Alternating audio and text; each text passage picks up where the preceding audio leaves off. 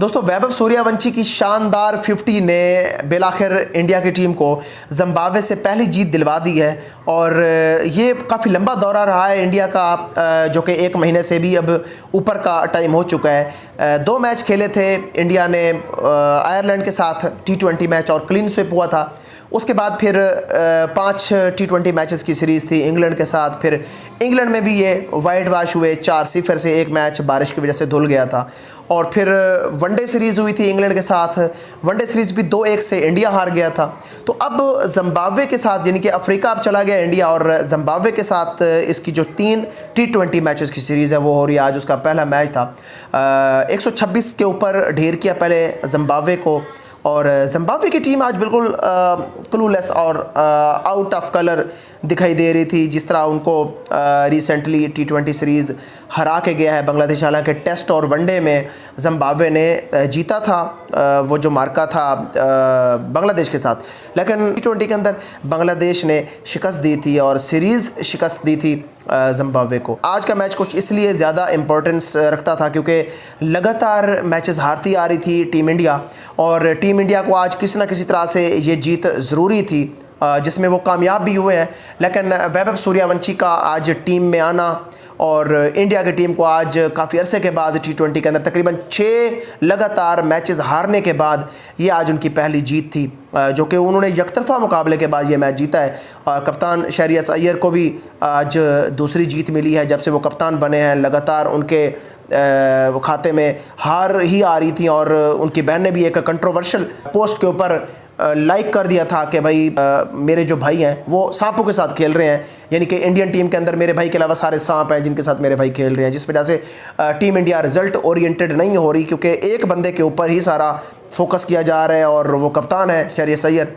अगर सारे बंदे परफॉर्मेंस देने लग जाएँ तो मेरे ख्याल में मेरे भाई को कामयाबी मिल सकती है। तो उसके बाद खैर ये काफ़ी ज़्यादा चर्चा रही इस पोस्ट को लाइक करने के हवाले से, लेकिन शहरियार अय्यर ने आज अच्छी बैटिंग की है और ईशान किशन ने भी अच्छा साथ दिया है। लेकिन जिस तरह की बैटिंग 18 गेंदों पे जो उन्होंने तेज़ तरीन 50 बनाई है, मेरे ख्याल में 15 साल की एज में उनका ये डेब्यू होना T20 के अंदर। सूर्यवंशी की ये मेडन 50 थी उनके, यूँ समझें कि ये शुरुआती मैच है और शुरुआती मैच के अंदर उनकी ये मेडन 50 आ गई है। सिर्फ 18 गेंदों के ऊपर उन्होंने 50 लगाई है। और अगर फ़र्ज़ करें सूर्यवंशी की ये 50 ना आती तो इंडिया के ऊपर जिस तरह का प्रेशर बना हुआ था, हो सकता है कुछ भी ये मैच ख़राब हो सकता था, क्योंकि 2 विकेट इंडिया ने खो दिए थे।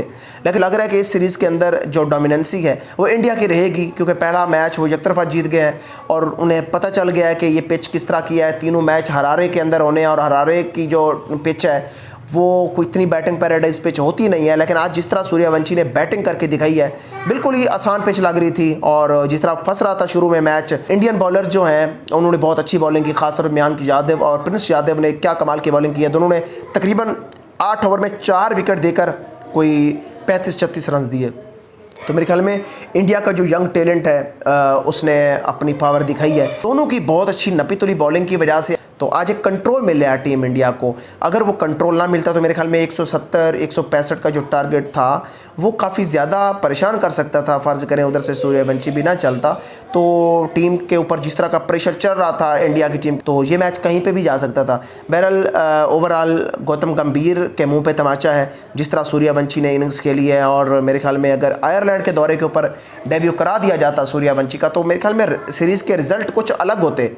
तो सूर्यवंशी का लेट डेब्यू कराना और फिर इग्नोर करना, मेरे ख्याल में कुछ ना कुछ अब सीखते दिखाई दे रहे हैं गौतम गंभीर, क्योंकि उनके पास चांस नहीं है।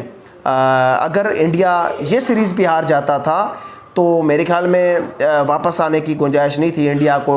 इंडिया के अंदर काफ़ी ज़्यादा ट्रोलिंग का सामना करना पड़ रहा था इंडिया को। लेकिन आज की जीत ने कहीं मनोबल जाके इंडिया का बेहतर हुआ है। और जिस तरह के मामलात इंडिया के मुल्क में अभी चल रहे हैं और काफ़ी ज़्यादा वहाँ पे प्रोटेस्ट हो रहे हैं काकरोच पार्टी की तरफ से, तो मेरे ख्याल में थोड़ी बहुत उनको जो खुशी आज मिली है कि भाई टीम इंडिया जो है उन्होंने कमबैक किया है और अच्छा कमबैक किया, स्ट्रांगली कमबैक जिसे कहा जा सकता है। और सूर्यवंशी की बैटिंग ने आज महसूस किया है।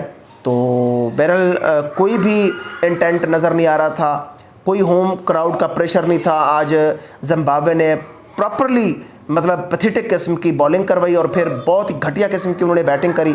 हालांकि ज़िम्बाब्वे अपने ग्राउंड में, अपने क्राउड में अच्छी खासी मुश्किलात पैदा करता है अपोनेंट को। इन्होंने पाकिस्तान को भी यहाँ पे फंसाया था, यहाँ पे काफ़ी टीमें फंसी हैं, लेकिन टीम इंडिया ने आज इस तरह का मैच निकाला जैसे आटे से बाल निकाला जाते, पता नहीं चला, और बड़े स्मार्टली वो खेले हैं। बॉलिंग बहुत अच्छी करी है उन्होंने, 124-25 के ऊपर पहले ढेर किया है, उसके बाद फिर जिस तरह की उन्होंने बैटिंग करके दिखाई है, अनबिलीवेबल बैटिंग थी।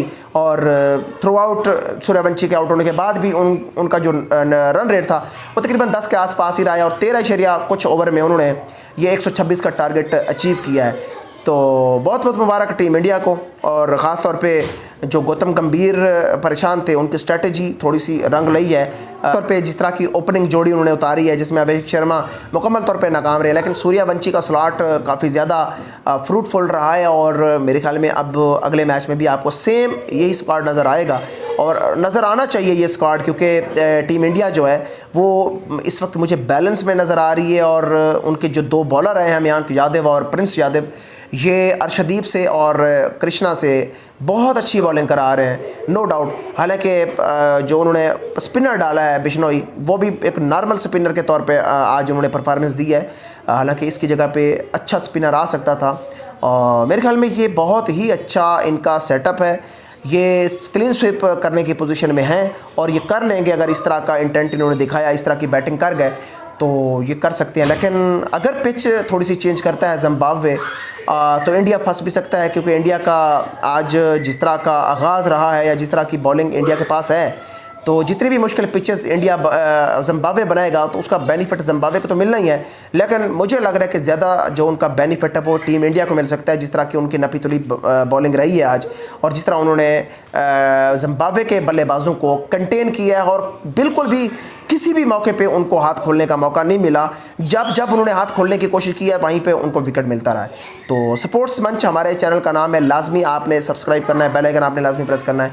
अगली वीडियो में आपसे दोबारा मुलाकात होती है। खुदा हाफिज़।